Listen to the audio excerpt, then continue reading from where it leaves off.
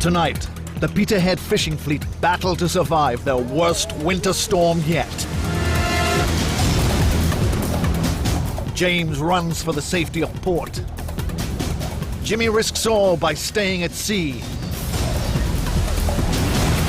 John faces financial ruin as he can't catch enough fish. It's all in a day's work for the men who do the most dangerous job in Britain.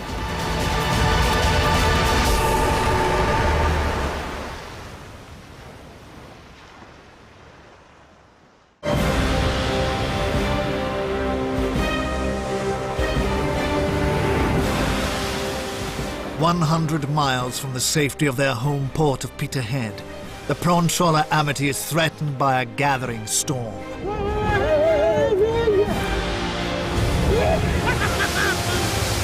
This job's not dangerous. This job is exciting. This is better than being drunk, the adrenaline. It's pumping. Viking, north at Sierra, south at Sierra, 40s. Cyclonic, 5 to 7. Becoming north, 7 to severe gale 9. Perhaps storm 10 later in 40s. Wintry showers, moderate. After 4 days at sea, Amity has caught virtually nothing. Losing money and desperate for a catch, they're forced to fish in rough weather. In conditions like these, the smallest mistake can result in a serious accident. But it's a risk that skipper Jimmy Buchan feels he has to take. It's a full force rate at the moment, probably even touching force 9. I mean, basically we shouldn't be shooting, but this is the pressure that comes onto the skipper. I've got to get a pay for my crew, so it's kind of gun to my head kind of situation. Watch yourself there, Kevin! The dangers of working in weather like this is, if anything were to happen to a crewman, it's getting the boat around to pick him up, because we've got gear in our stern and the boat just won't turn in at 360 degrees. Last year, 9 fishermen died and 34 fishing boats were lost from the UK fleet. For the first mate, Kevin, the risks are all too real. Very dangerous crack, this. I remember fishing in Ireland once about 10, 12 years ago. We were shooting herring nets. And one of our friends got his legs caught in the net and he was took overboard. By the time we got the boat around to fetch him, he was gone. Never to be found again.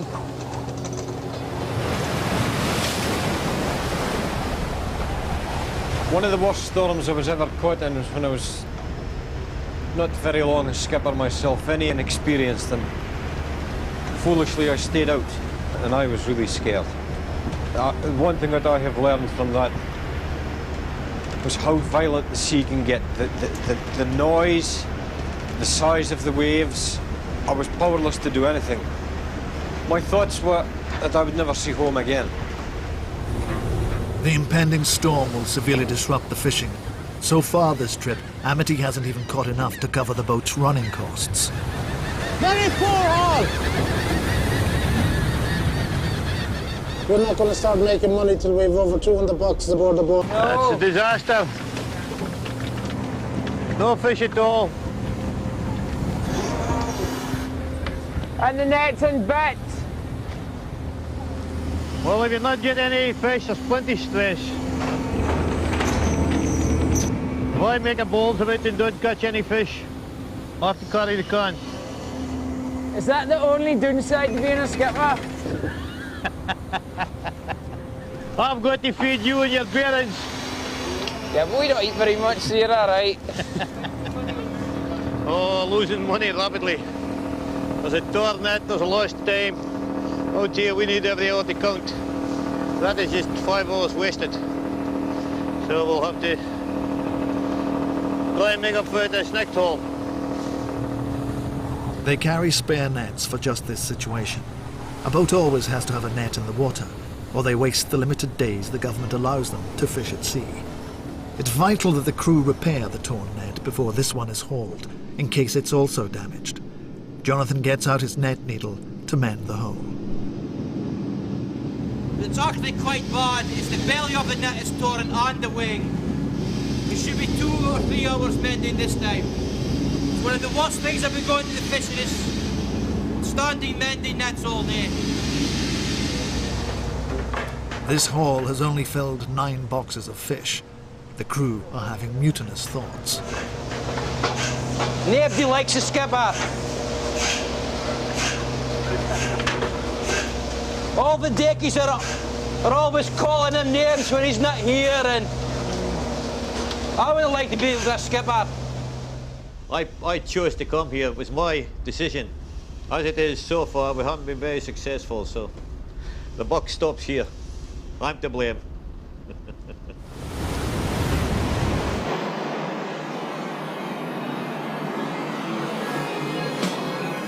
One of the newest prawn boats in the Peterhead fleet is Fruitful Bow. She's a state-of-the-art fishing boat that was built 2 years ago at a cost of £1.5 million. The proud owners are the West family, and on board are the 3 young West brothers, the latest generation in a local fishing dynasty. During the last 3 days, the fishing has been good, and they're filling their fish hold fast. The youngest of the brothers is 21-year-old Andrew, who's been at sea for just 3 months. God knows what I'm going to do with that. I'll just wait a little while, see if I can get in the bottom of that box to put it in. 24-year-old Robert is the second brother and first mate. To come in with all your boxes full, say a really good feeling. It can be one of the best things about being at sea. In charge of the boat is the eldest brother, James. At just 29 years old, he's one of the youngest skippers in the UK. His run of good luck is now threatened. He's in the path of the storm. So this low pressure here is going to probably move into the area where we're at just now, and we'll get that 40 to 50 miles an hour. That's kind of weather that's just probably too much for a boat for us.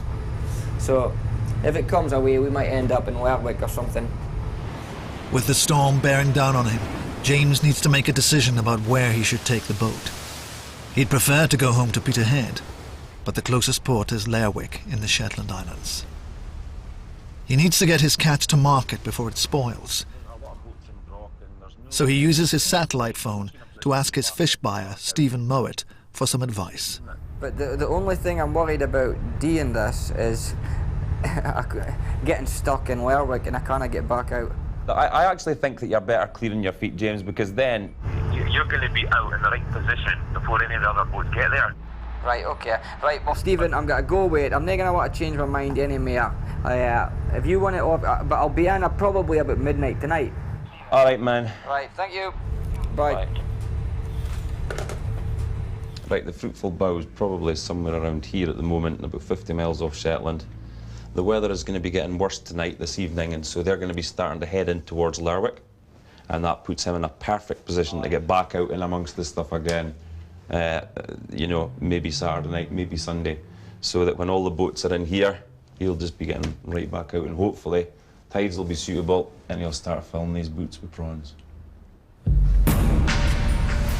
As the weather closes in, James orders the crew to bring in the nets. This is Andrew's first big storm, and he's loving it. In stormy weather, there's a real danger of being hit by a massive wave, known in the trade as a lump of water. Anything can happen here. Big lumps of water can, well, not hopefully, but you might see some big lumps of water come right in the water and take an old man like William right off his feet.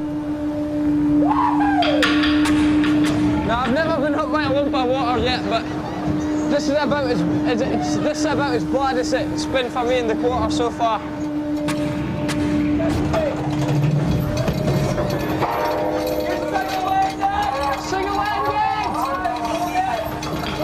One of the wires holding the nets has been snapped by the heavy seas. We've just the boat net's just single-ended. It means one of the wires is broken. With a broken wire, the crew can't bring in the nets, which could get caught in the propeller. James stops the engine.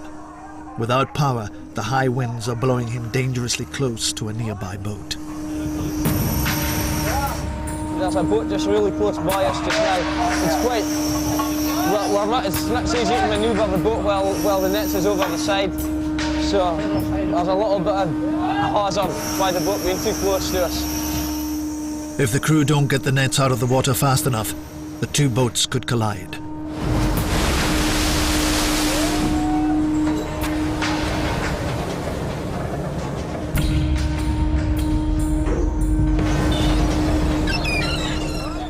With the nets on board, James gets Fruitful Bow to safety, away from the other fishing boat. Well, my first concern there was now just to get everybody to stand clear. But when you see it was broken, it didn't look too bad. They're going to get it back, no problem. Everybody is watching what they're doing. No, I'm not going to saying I'm scared. Why is it not? It's just not a day's work. Easy! Easy! Viking, north at Sierra, south at Sierra, 40s. North or northwest, gale 9 to storm 10. Squally, wintry showers. Moderate. As Fruitful Bow steams to safe harbour in Lerwick, Amity is heading into the storm. At only 19 metres, she's just a little longer than an articulated lorry, a tiny speck in the turbulent seas. As winds reach 60 miles per hour, Skipper Jimmy knows how vulnerable his boat is to the approaching storm. In a force 10, you'll probably get 12 to 15, 18 metre high waves. One of them's coming down there. It's like a tenement building coming at you. So right now, I've got a big knot in my stomach because one half of me wants to stay out and the other half saying, you better get your backside off the sea. So I think we'll call the crew out shortly and we'll start to run in anyway. We'll start to head for home. Jimmy is prepared to take the boat home, even though they've caught very little. Their poor catch will barely cover the cost of the fuel, leaving almost nothing for the crew. Okay, boys, okay. Tio, Tio, Tio. Tio, Tio, Tio. Boys, I've just done a shipping forecast there and it's not a good forecast. It's force 10, so I'm not happy with the situation. I think we'll just gang and haul up and start heading in a bit. Our bad luck has stayed with us for another few days, I'm afraid. It's looking like it, Kevin. But hey, it's a long year. It's a long year. There's always next week. There's always next month. We don't usually run home, but if it's a day and a half bad out here, it's not worth tumbling and rocking for a day and a half, so we'll just have to take our shack and go home. The only thing is, we're not getting paid for all this. So, it's a bit of a bummer.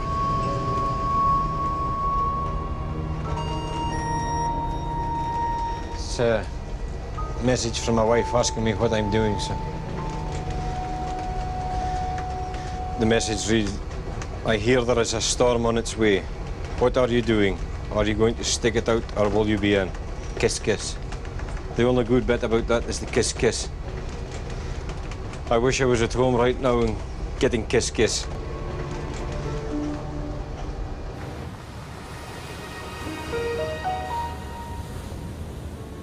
"200 miles away on Ocean Venture, it's time for another haul.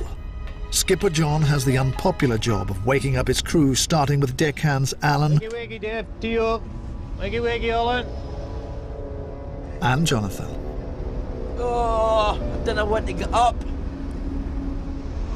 Come on, Alan. You've slept all day, man. You can't sleep all night and all. We'll go to the hall. Leave me alone.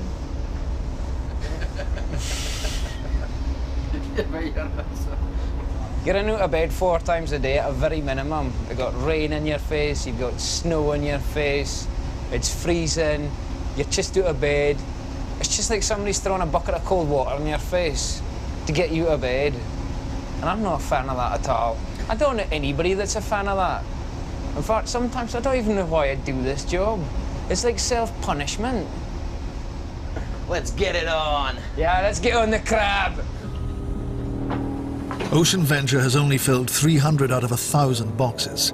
The pressure's on to get a really good haul.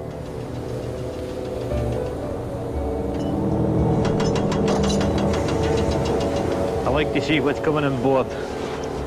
Plus it gives the lads a hand as well.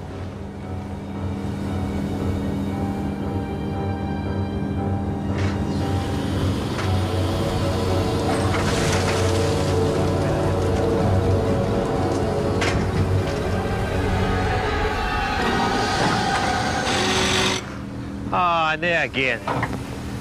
I think that screwed up. It's too much strain in the electrics and it's cut out the hydraulic pumps forward. So I'm going to switch everything back on again to get the fish lifted in over.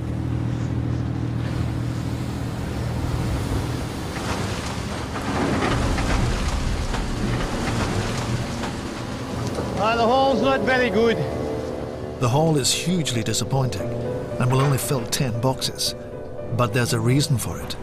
The net's been torn on the ocean floor. Once again, it's up to Jonathan and Alan to mend it. We've just tore the belly of the net. Should be about maybe half an hour. All the time in the world, boys, just take your time. just take your time, boys, get. Are we going for a coffee? We'll want your tea, boys. You will be. Well, will I make it? I've got a kettle. Want a cup of tea before we finish? As you can see, I'm a very patient man. John has been very patient when the cameras has been here. With the net mended, the crew have to deal with the few fish they have caught. Most of them need to be gutted, by hand for the bigger fish, and by gutting machine for the smaller ones, before they're washed in fresh water, ready for packing. People don't appreciate actually what you have to do to get fish on their plate. They just think you go into a shop and buy it. They think that all fishermen come out here, throw your nets in the water for 5 minutes, and you catch a fearsome lot of fish, and you go home all loaded, plenty of money. That's not the case at all. In the galley, Tucker, the cook, is making their favourite meal. Vincent Daddy's gonna beat it. Life on board Ocean Venture is a relentless round of eat, sleep, fish, eat, sleep, fish.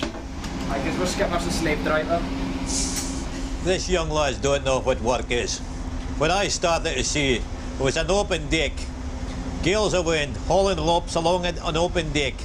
Everything had to be done by hand, lowering down fish a basket at a time and hanging on for dear life. These lads don't know what work is, and if a conveyor belt breaks down, they think they're hard done by.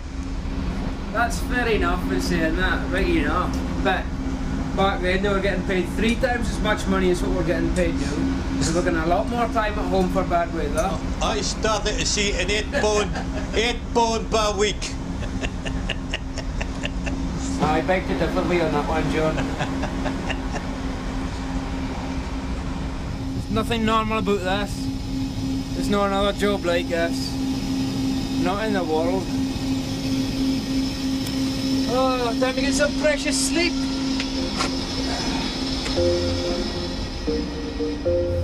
With another poor haul, John has to find inspiration from somewhere to fill the hold.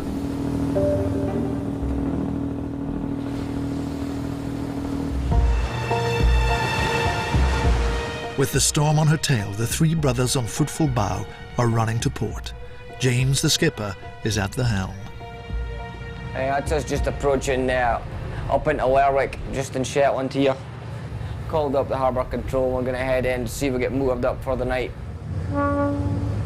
Lerwick is the northernmost town in Great Britain and has provided a refuge for fishermen for more than 600 years. It's a change, sir. And we'll just get a nice sleep tonight, I suppose.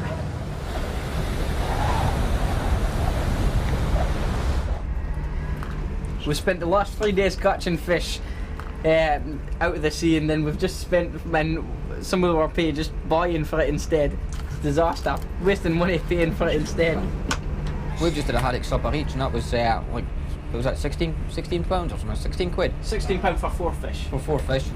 We sold them for the same price they'd be in the fish shops. Unbelievable. Worth a lot of money. We don't catch the potatoes, so we can't make our own fish suppers. Got to buy our own potatoes. That's me. Fastest eater on the boat. But he wasn't the fastest worker.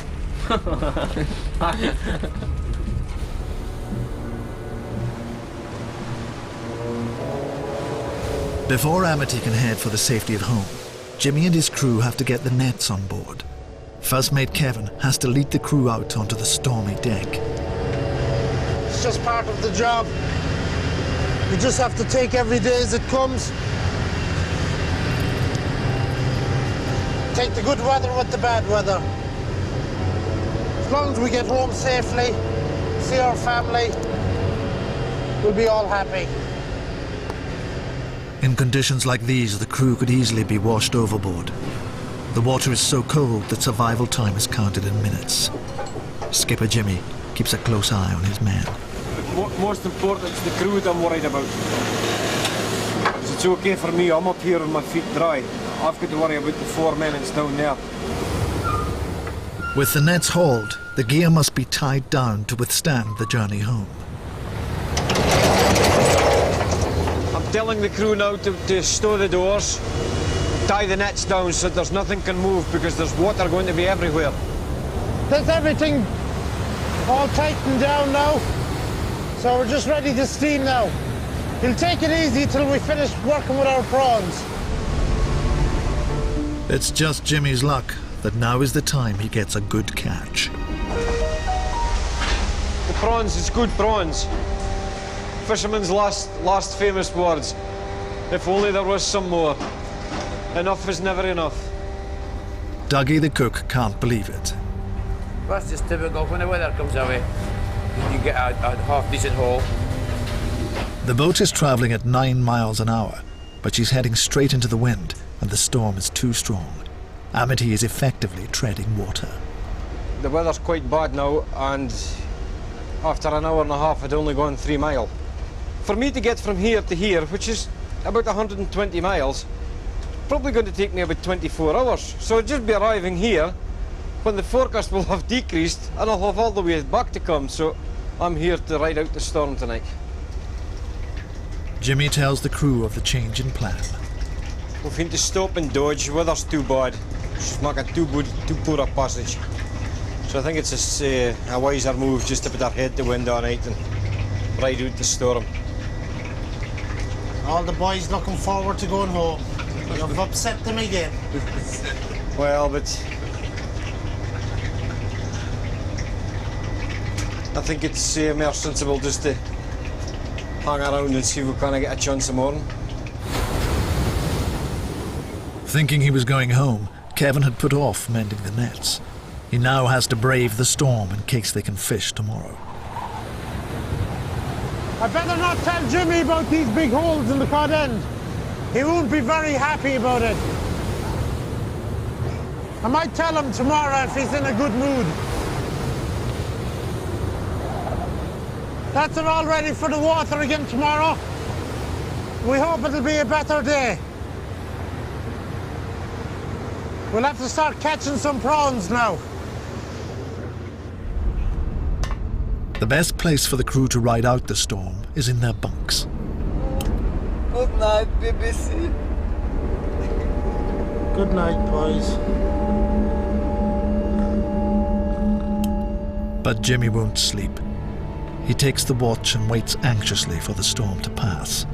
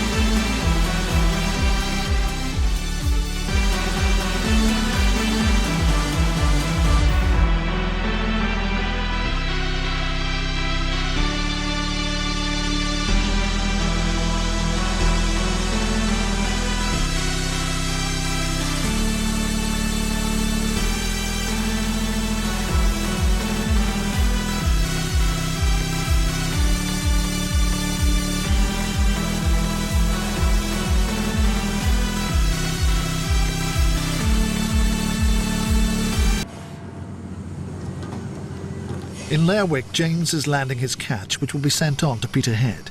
He's hoping his prawns will sell for around £5,000. They've only got a shelf life of probably, once they're catched, up to about 7 days. So the faster we can get him landed, that's why I'm landing just now, so I can make a fresh start and I don't have to worry about these prawns going off or anything. With the catch banked, there's no hanging around. James prepares to go straight back to sea. Alright, we're going out the south entrance, Harbour. Yeah, that's fine, carry on, I'll pay for it.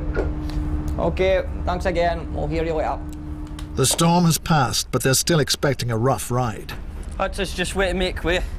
We've got to get all the... It's going to be quite windy still. Gusting quite, to about 35 miles an hour, so been told to get the boat all sealed up, batten the hatches down. It is, so get the boat as watertight as possible.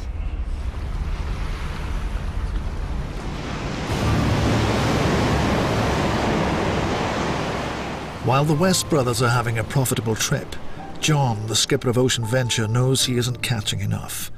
4 days into their trip, the crew's morale is at an all-time low. I will be going home with no money this week. This seems it's as scarce as this for a long time. It's pretty scarce. It's a bit of a disaster, is it? You feel as if it's as though you're wasting time if you're not catching anything,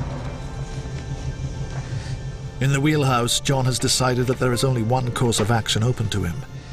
He must take his crew west, to some of the most volatile and unpredictable seas in the Atlantic Ocean. This is where we're going, the edge, 50, 60 miles west of Shetland. There's nothing between America and Shetland. We're out in the Atlantic here, where the weather can be very bad, because there's a lot of big swell gets up there very, very quick, because there's nothing between Shetland and America. There's thousands of miles of open sea, so when the sea gets up, it doesn't take long before you have big mountainous waves. It's a gamble, but we'll take the gamble and see if it comes off, hopefully. Having set the boat on course for the deep waters of the North Atlantic, John has to tell the crew what he's planning. The tallie's pretty bare just now. Hardly filled up in for 3 days. Okay. You've got here to get a finger out, John. It's no use. And I filled up box for 3 days. Well, that's poor those boys. We'll just take to go on to get gambling up the deep water. You've got here to try something anyway. You've never been here and all that, big experience for you. Aye, it'll be alright. You just worry about getting some fish aboard. Going into deep water means that all the gear must be checked to make sure it's in perfect condition. They'll be fishing to depths of 700 meters, where the pressure is 70 times greater than it is at sea level. The existing net floats have to be changed, as they won't survive at those depths. There's an awful lot of pressure down at 350 fathoms. If you don't have on the right sort of floats, they'll just explode. When you haul the net, you won't have any floats left on the net.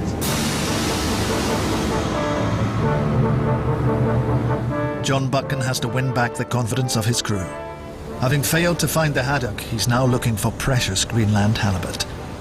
He's risking all in savage seas for a big catch, to prove to his crew that he has what it takes to be their skipper. Tomorrow on Trawlermen, can John find the perfect catch and regain the trust of his crew? That's what counts. What's in the aquarium? James on Fruitful Bow finds himself surrounded by some stiff competition. After coming through the storm, Jimmy starts his hunt for the elusive prawn.